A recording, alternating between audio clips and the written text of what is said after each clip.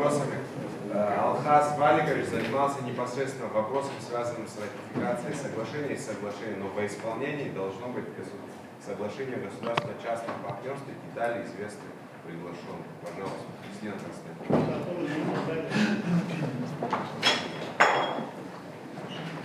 Уважаемый Лашин Музарович, уважаемые депутаты, благодарю вас за предоставленную возможность принять участие в сессии Народного собрания парламента Республики Абхазия по такому важному вопросу, как реконструкция международного аэропорта города Сухуми имени Владислава Григорьевича Ардинова и, соответственно, последующая эксплуатация этого объекта. Хан Валерьевич, можно? Мы будем друг друга слушать и не перебивать. Я прошу вас не слышно, просто физически не слышно. Хорошо. Значит, цель подписанного межправительственного соглашения, как только что сказал Алхаз Валикович, это реализация инвестиционного проекта. Инвестиционный проект предусматривает финансирование российским юридическим лицом непосредственно этого инвестиционного проекта. В данном случае речь идет о финансировании строительных работ, связанных с реконструкцией, капитальным ремонтом и строительством отдельных объектов, а также его последующей эксплуатацией. Учитывая достаточно серьезный объем работ, который предстоит провести, соответственно, существенный объем инвестиций, который планируется вложить в этот проект, Алхаз Валикович об этом уже говорил. Что предусматривает в данном случае структура этого инвестиционного проекта и как государство выглядит в его реализации. Первое – это то, что, учитывая статус данного объекта как объекта стратегического значения и назначения, соответственно, часть объекта сохраняется собой статус государственной собственности. Что имеется в виду?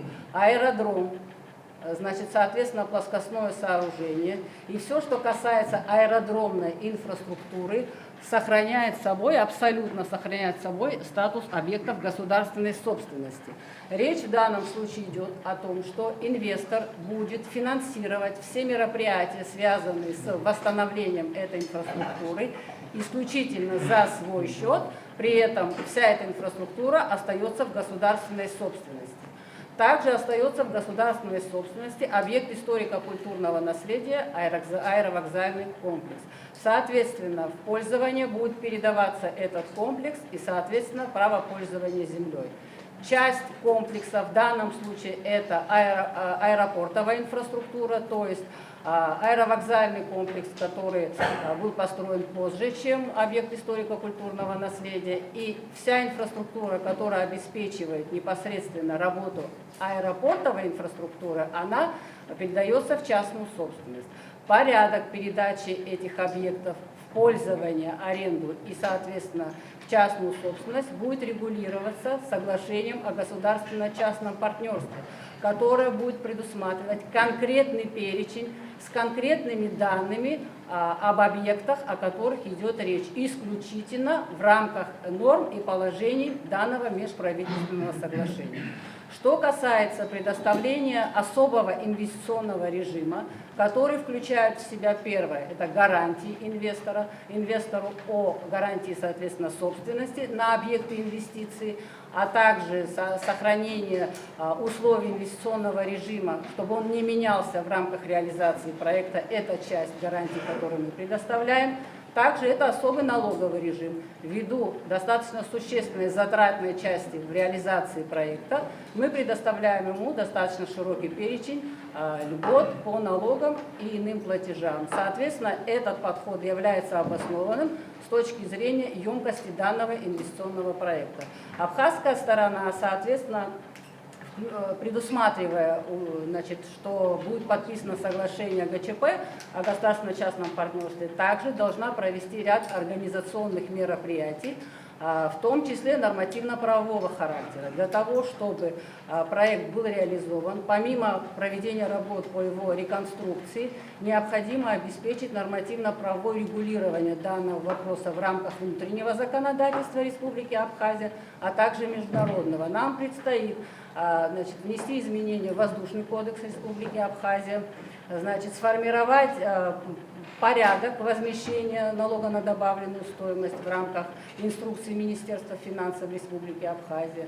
Нам предстоит подписать с Российской Федерацией соглашение об организации воздушного пространства и ряд других вопросов, которые должны обеспечить реализацию данного проекта. Поэтому речь идет о том, что мы должны обеспечить сотрудничество в этом направлении с учетом вовлечения в этот процесс правительства Российской Федерации и правительства Республики Абхазия. Именно с этой целью был предложен такой формат реализации проекта, как межправ соглашение и вытекающее из его условий соглашение о государственно-частном партнерстве. Также я бы хотела дополнить, чтобы предвосхищая, что такие вопросы будут, я благодарю Алхас Валерьевич, что вы детально ознакомили депутатов с тем процессом, над которым мы сейчас работаем. Но это достаточно емкий процесс в организационном плане, поэтому мы уже приступили к ряду мероприятий.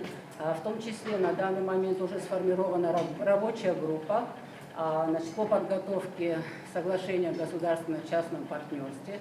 В состав группы включены практически все профильные министерства и ведомства, а также Министерство обороны и Служба государственной безопасности, потому что объект сохраняет за собой статус объекта двойного назначения. Кроме того, мы приступили к оценке имущественного комплекса, соответственно, вытекающий из этого обязательного мероприятия, как инвентаризация, срок завершения которой мы ожидаем в ближайшие 2 недели. Также мы уже ведем соответствующую работу по разработке проекта соглашения об организации воздушного пространства. Процесс, в принципе, уже запущен и находится на стадии активных консультаций. Также мы сейчас уже практически на завершающей стадии формирования порядка определения российского юрлица, который будет реализовывать данный проект. Предусматривается, что будет создана двусторонняя комиссия на площадке, соответственно, Министерства экономического развития Российской Федерации и Министерства экономики Республики Абхазия, в которую войдут представители 2 сторон с равноправным количеством участников. Комиссия будет рассматривать заявки, поступающие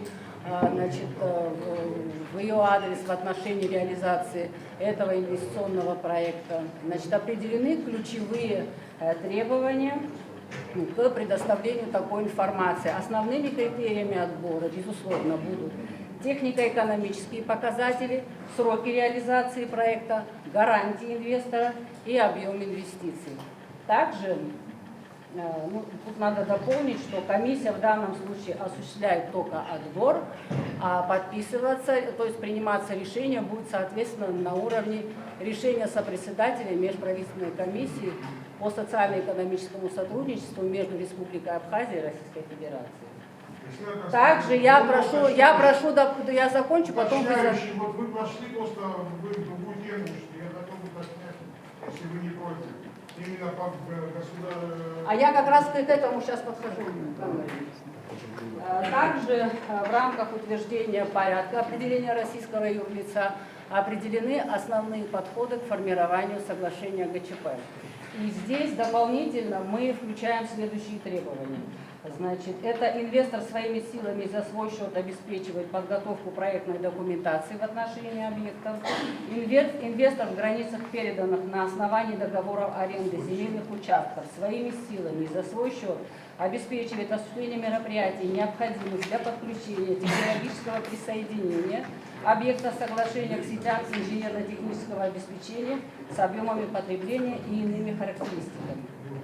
Также инвестор обязан обеспечить эксплуатационное содержание предоставленных в пользование или собственность объектов комплекса. Инвестор также несет ответственность за выявленные недостатки итоговых объектов аэродрома в течение 5 лет с момента подписания сторонами акта о приемке работ. Соответственно, в данной ситуации, мне кажется, я ответила на ваш вопрос.